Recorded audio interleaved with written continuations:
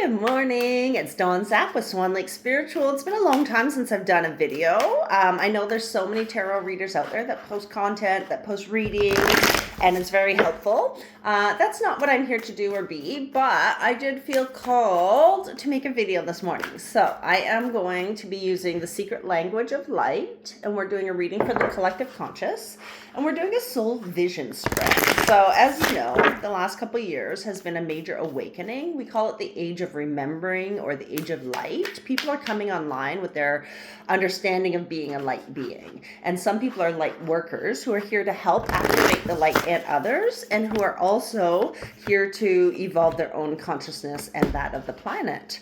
And so the secret language of light helps us tune in with that language that our soul is continually transmitting to us. We might see signs, symbols, numbers, animals, different feelings of knowing that there's something greater than us out there and there's a different force guiding us. We all have spirit guides, and the cards give a voice to our spirit guide. So the first card is about the now, where you are now. And this is actually a beautiful card because it shows me that you have either connected with someone recently or will soon connect with someone that feels like a soulmate to you. The soul mating card is when we find that other piece of our soul that feels like us, that looks like us, that acts like us, and it's just a knowing. It's like we've been in another life together. We recognize the feeling, the vibration, the essence of this person and this being. And so that's where we are right now. And this is just a confirmation and validation card that what you're feeling is real, that you can trust that knowing. You can trust the signs you've been getting that are drawing you two closer together.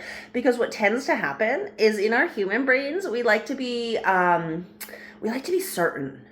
And so we look for any sort of evidence or clue that will prove to ourselves that that wasn't the right thing for us. And that's not actually the way to go about it. And so what we're actually being called to is to have faith and trust that this person was brought to our lives, that we were brought together for a reason, and that there's a greater force outside of us driving these connections or synchronicities that allow us to find each other. So trust and have faith that that person is the soulmate for you.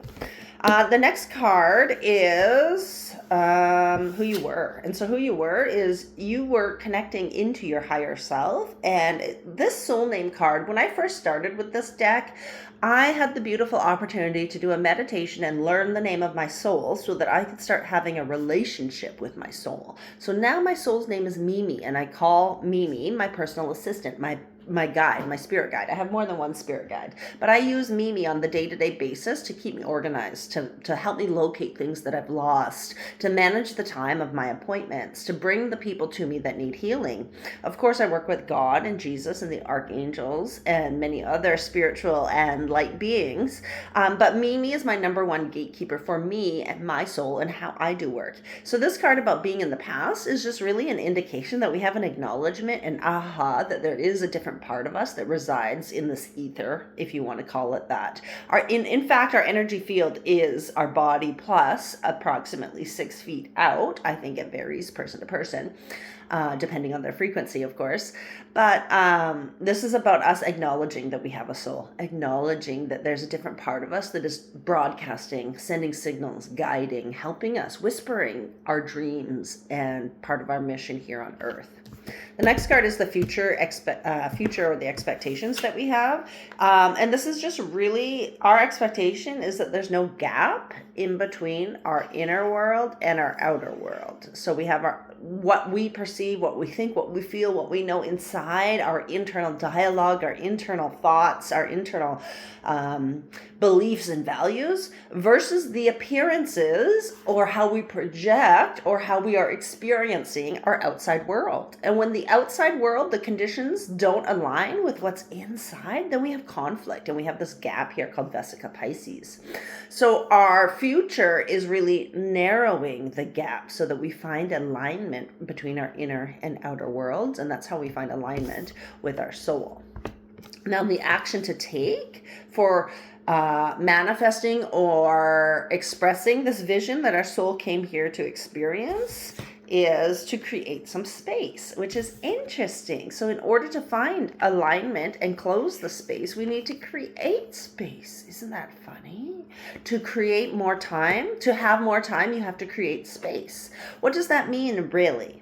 It can mean a number of different things. In your physical environment, it can mean to physically create space, declutter, get rid of old clothing, old items, old junk, stuff that's sitting around that you no longer need. And when you do that very act of physically clearing the space in your house, that automatically sends a signal to your brain to clear some of the mental space. But it also just makes you feel more at peace. It gives you more space and freshness to open up to ideas to come to you. Creating space is also the act of letting go of things that are not serving your highest and best good. Letting go of the fight that happened with your best friend last week and forgiving. Letting go of the pain and hurt that your ex-boyfriend caused you in 7th grade that you still haven't forgiven him or yourself for. Or maybe this is your husband of 25 years and there's this built up resentment. We need to create space to allow new energy in. And so we have to forgive and let go, move on, let it go, release it. We can do it energetically with our hands and our emotions. We can do it in our imagination, running high frequency energy and clearing our chakras. We can do it with crystals. We can do it by going out into the grass and the trees and touching them, and just grounding our energy helps to release what we are done with and what we no longer need. But the action to take in order to find alignment with our soul and our highest and best path, and to continue to evolve this soul mating relationship, is to create space for something new. So if there's someone or something that you're still hanging on to from the past, let it go. It's not important. You didn't know better. You did the best you could with what you had at the time. Yeah. Let me know how that resonates for you and what it is that you need to let go of in order to create some space. Have a great day. Namaste.